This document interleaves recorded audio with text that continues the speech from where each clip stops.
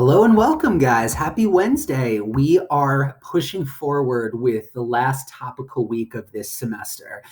And I want to continue, obviously, this theme on cities, the environment, and the relationship between the two.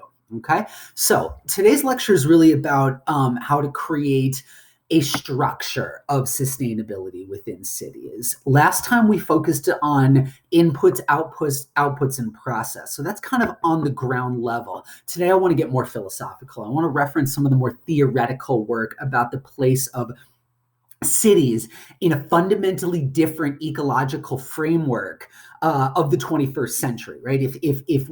If we conduct our cities in the 21st century the way that they were conducted in the 20th century, then we will lose this fight against climate change. But if we adapt our urban environments to deal with new ecological constraints, then we just might stand a chance at emerging with some semblance of a normal life, okay?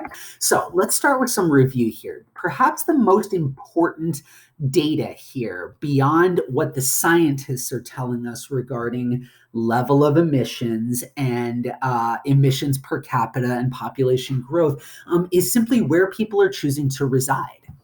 By 2050, as I said, 75% of the world is going to live in cities. The biggest increases are going to be seen actually in the areas that are the least urban at the moment, because the United States is already 80% urban. Europe is already 82% urban.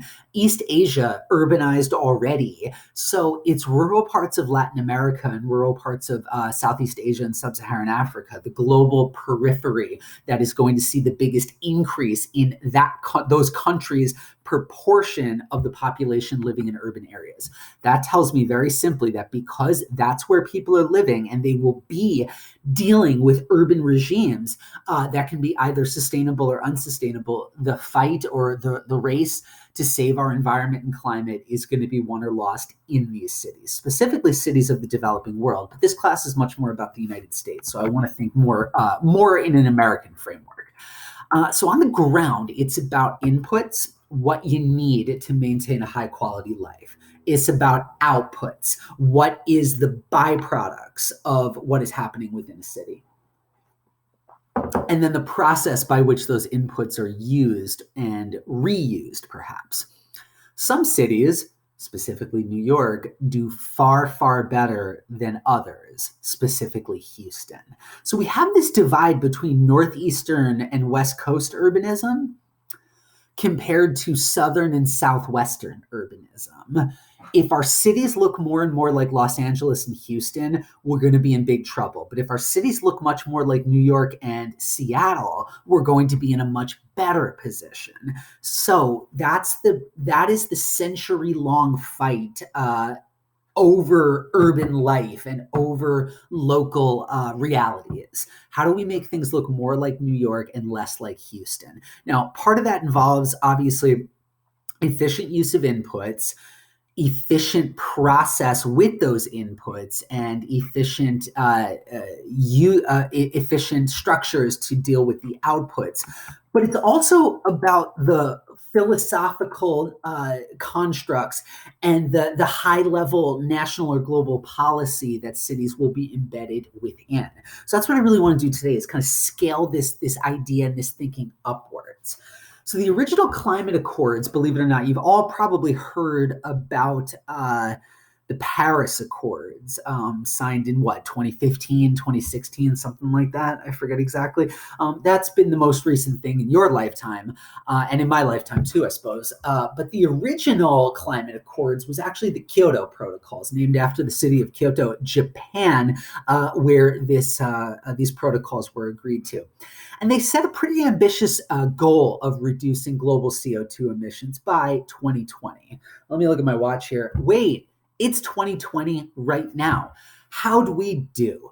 Well, just the fact that we needed a Paris Accord should give you a sense of this. We didn't even come close. We did not even come close to reaching these ambitious reductions. And the big problem with the Kyoto Protocols is they really focused on they focused on a very quiet assumption that population throughout the world would not increase as quickly as it did. So even if certain countries like Sweden or Japan do a very good job in reducing per capita emissions, you're still adding more and more people to the world system. And that creates a very serious problem at the level of aggregate reductions that you need to set as goals. So granted, it's not really about population. It's about how those resources get used, right? It's about the systems. And to give you some data that demonstrates that, if everybody on Earth lived at the same standard, if everybody on Earth lived like the average American, we would need 8 planet Earths. We would need 8 of these planets to fulfill those living standards. But if everybody on planet Earth lived like the average Chinese person, we'd only need 9/10 or 8/10, actually, I think is what it is, of the Earth that we already got. So that seems like a way, well, okay, if we kind of reduce, if we change the way we live, well, not so fast, because China is one of the biggest polluters in the world, right? That 1.4 billion people that call China home individually don't account for a lot of emissions on their own, but you add them up, and China's process on the ground is quite damaging. They burn a ton of coal, and they are driving a ton more vehicles than they did even just 20 years ago. So we didn't come close to reaching these goals set in the 90s through the Kyoto Protocols. And there's little evidence that the Paris Accords, with their voluntary buy-in nature, can actually do the trick here. The Paris Accords were set, I should tell you, to try and rectify the failings of the Kyoto Protocols. And then, of course, one of the major players here pulled out of an agreement that was specifically non-binding. And that was really ridiculous at the time. It was ridiculous for several reasons. But again, if you are the United States, you probably want to play a role in shaping global climate policy.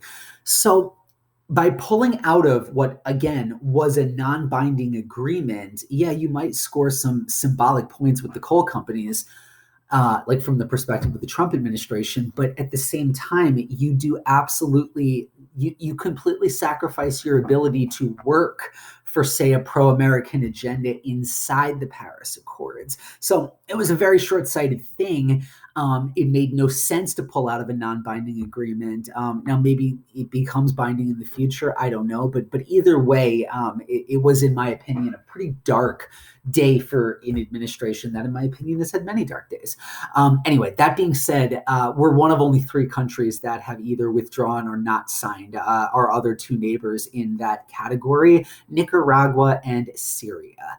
One is an utterly failed state, and the other is an utterly corrupt state. So I'm not 100% sure that that's the company that the average American would like to be keeping.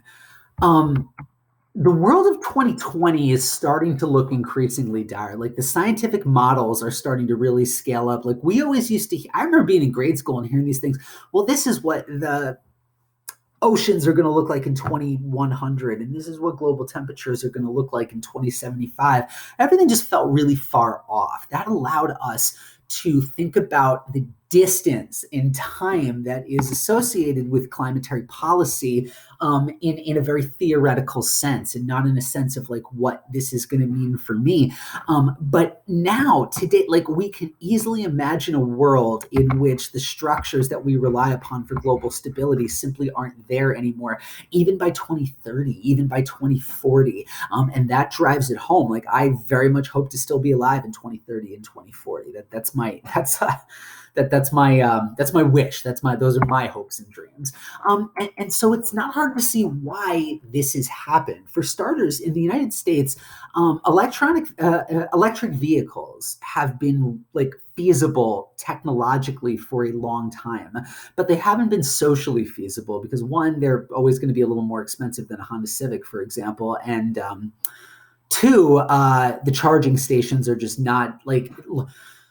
Next time you go on a road trip, count how many gas stations you pass and then count how many EV charging stations you pass. And then I'll tell you right there that in a country that is so dependent on driving, that'll tell you right there why this never really caught on and happened for us outside of local areas.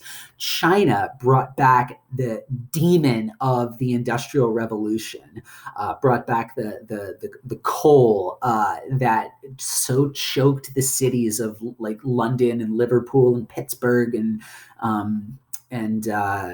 Baltimore of the late 1800s, early 1900s.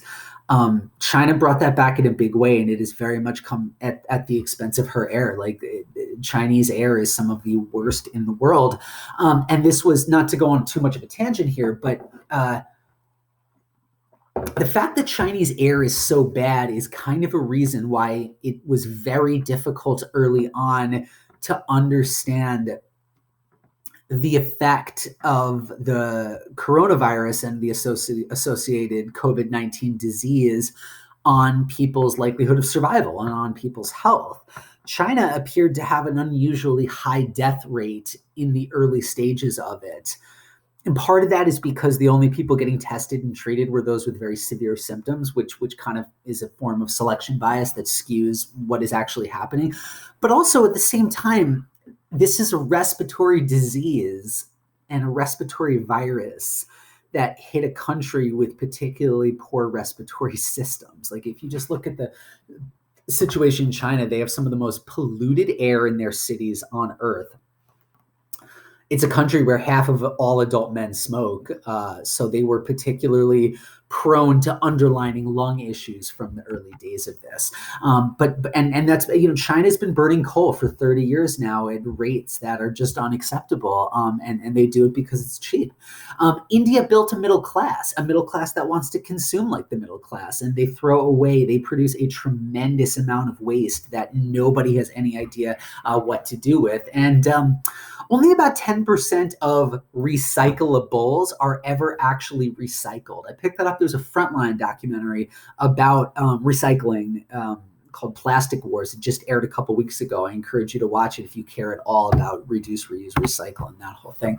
And the EU, like the international actor that is easily the most active and the most successful at making green advancements has been the European Union. The biggest reason, I admit, look, I'm a Europe expert.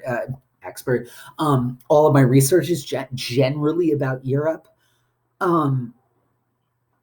But despite the fact that Europe is easily the greenest international actor in the world, it's not enough, right? It's not enough. It's only one collection of countries. And even though Europe as a continent and Europe as an institution, the EU is able to kind of stand toe-to-toe with the US, India, and China in terms of the amount of people that it represents, it's still 27 to 28 countries, and that makes it prone to some infighting and some squabbling. And the British just left it, which is a kind of a crisis of legitimacy for the European Union. I will just say, if we get to a point, right, business as usual, no action taken, if we have a 132% increase in emissions by 2050, at that point, we are talking about 5 to 7 degrees Celsius warming on average. If that happens, we are talking about the failure of nation states at that point. We are talking about water wars in the Middle East. We are talking about northern India and Saudi Arabia becoming unlivable. We are talking at that point about ocean levels rising to the point where Bangladesh loses 50% of its landmass because a lot of it is below sea level to begin with. Where are those people going to go? Where are those Bangladeshis going to go? Well, I'll tell you where they're not going. They're certainly not going to India, who is building a fence on the border with Bangladesh to make sure that climate refugees don't ever end up coming into that part of Western India. So it's an increasingly dire environmental situation. And that leads me to a simple question. We all have to live in this world. We all have children that we presumably care about and hopefully love and ideally want to have good lives. Why do people damage the environment that allows them to survive? It's a simple question with a difficult answer, but if I tried to answer it as simply as I can, here is, in my opinion, the reason for this type of behavior. We live in a system that encourages us to do this. We live in a capitalist system which is very efficient at generating wealth, but very poor at generating sustainable wealth. We live in a capitalist system that is very good at satisfying our desires, but not so great at satisfying our needs in a long-term sense. So why do Americans drive so much? We know this is a problem. Why do Americans drive so much? Why do Americans spend so much on the heating and cooling of our living spaces? Well, we lack public transport, we lack density, and we lack EV infrastructure. You may encourage this all you want philosophically, but you still live in a country where you very likely have to drive to work. It's probably the only way you can get to work. And we live in a country in which one of the only ways to get in the middle class is to build some equity through home ownership. And one of the only places to do that in an accessible way is out in the suburbs. So the system is encouraging us to treat our lives in a non-sustainable way. Why do the Chinese burn so much coal? Well, China is a country that it took Europe and America a century to build like a pre-industrial to an industrial to a post-industrial society. The Chinese built they industrialized in 20 years, essentially, in 20 years. And they used what was cheap, what was plentiful, and what was accessible for them, which was coal. Even with the Chinese reducing their share of coal every year, the Chinese continue to burn more coal in raw units every year over and over and over again.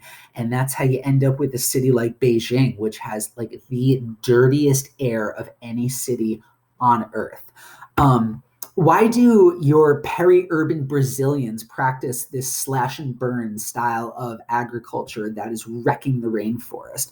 Well, it's very simple. They're poor. They live off the land. They live in a society that does not support them, and they live in a society where they need access to land, right? The cost of farming equipment continues to go up, and the cost of what farms produce, like to sell it, continues to stay stagnant.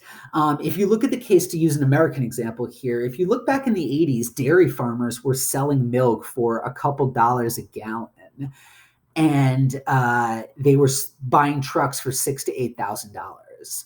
Now that same dairy farmer is selling milk for $2.50 to $3 a gallon, and now their trucks cost $40,000.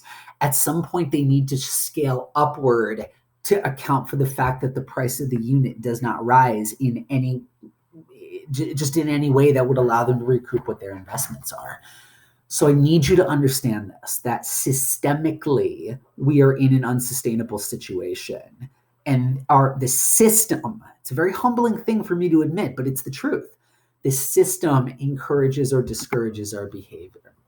So this is the urban paradox that Mike Davis writes about. Mike Davis argues that cities are the ark that will save humanity. And I am prone to agreeing with him, but I am only prone to agreeing with him if the nature of our urban development and redevelopment undergoes a fundamental change.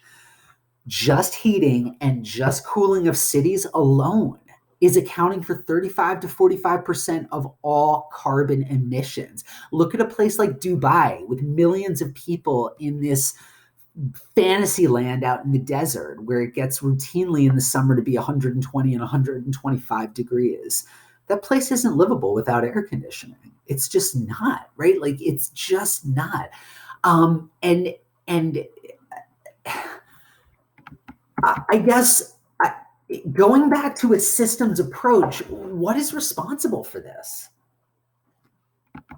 Too many cities, Mike Davis would argue, and again, I am prone to agreeing with him, too many cities are built in an anti-urban way. Now, I'll be upfront on this. Saying cities, urban areas are built in an anti-urban way, that involves a couple of assumptions that you may or may not agree with. But the big one here that you'd have to be willing to come in on if you're going to buy this argument is that density is a core part of the urban fabric. So what Davis would argue is we've created cities that try to split the difference between density and privacy. And the aggregate result of these left-turn personal decisions is sprawl, too much sprawl, which is antithetical to the very philosophical idea underpinning cities. So for starters, there's just massive horizontal expansion, and it does not have to be this way. So what you're seeing on this graph here is if the entire, it's how much land mass you would need if the entire world's population lived at the density of a given city. So if we start at the top left, if all 7.2 billion people on Earth lived at the density of Paris, you could fit everybody into Arkansas, Mississippi, and Louisiana. Not terrible. San Francisco, you need Texas and Oklahoma, along with Louisiana and Arkansas. Still not so bad. We'd only need Texas if the whole world lived like New York, right? Everything else can just be left alone. Singapore, very dense. London, not as dense as Paris, but denser than most places in the United States. Take a look at what you would need if the whole world lived like Houston. You would need 2/3 of the United States landmass. You need, 2,000 miles east to west, 1,800 miles north to south, in order for people to live like Houston. And this is why I say, how do we get more of the world to live like New York and less of the world to live like Houston? Because not only is this degrading land, like in terms of replacing natural land with concrete land, but sprawl is expensive. It appears to be cheap from a personal standpoint because, hey, my house is affordable and it's pretty big, and I can set up sort of everything I need in this around a driving type of ideology. But it's really expensive publicly and socially to have sprawled cities like that. It raises the cost of providing infrastructure. Somebody has to pave the roads. Somebody has to build the freeways. Somebody has to provide fire and water and electric service out to these exurban areas. So sprawl may be cheap for the homeowner, but it's very expensive for the city. And if it's expensive for the city, it's expensive for everybody in a backdoor way, because we all pay into those types of systems. Even if it's just implicitly, we all pay into those types of systems. So let's look at some of the effects on this. The social cost of sprawl. If we spent a little bit less time thinking about the economic cost of sprawl and more time thinking about the social cost of sprawl, I think it shifts the goalposts into a more productive area. When I have a city that is built around the needs of real estate and exchange value and the short-term focus on the growth machine, the result is a very inefficient and, in my opinion, ecologically and socially destructive urbanism. So if I just think about, again, a city that I find to be very dynamic, but also an ecological catastrophe is Mumbai. And I was fortunate enough to spend some time in Mumbai a couple years ago. It's unlike anything I've ever experienced before in my life. And not just because it's in a foreign country, because it's a 28 million person mega city that developed in a very, very unplanned way. So Mumbai, I have never seen traffic, the chaos of traffic jams, and I have never seen poor air quality quite like I saw in Mumbai, which everybody's got to breathe that air. Everybody has to deal with those chaotic streets. Everybody has to deal with the traffic gridlock to try and get around that type of area. The more sprawled things out are, the less likely it is that a city is going to be good and efficient at collecting trash. So we end up with a lot of downstream dumping of waste. The denser it is, the easier it is to distribute services. We get utterly outrageous spatial segregation. In some cases, it's ethnic. In other cases, it is social class. In some cases, it's religious. But either way, you start to see groups take extreme measures to protect whatever advantages that they have. And then when the city needs land that less fortunate people have just happened to go to because nobody else wanted it, you end up with a situation where you can really only redevelop through eviction. And that's socially traumatic, right? That is socially damaging in terms of people's trust levels with their local representatives and local authorities. We end up with peripheral slums, the poorest people being stuck on the outskirts of the city where they have very little ability to reach the internal economic opportunities, right? It's the reverse spatial mismatch. In the United States, the jobs for lesser educated individuals were in the suburbs, while those people were concentrated in the inner city. In a place like Mumbai, all the slums are on the outskirts of the city, and the internal city core is where all the wealth is located. And because that means a massive underclass and a massive undercity needs to make a living through legally questionable ways, you end up with low intensity warfare over drugs or just informal economic activity, even if it's not drugs, informal economic activity in the slums. Let me start over. You have a type of low intensity warfare between people trying to get by in the underclass and the police trying to forcibly drag informal economic practices into a formalized economy. It does not go well. It does not go efficiently. And then, of course, you get the clustering of wealth. You get the clustering of wealth in increasingly advantaged urban neighborhoods when the rest of the city is not able to tap into that.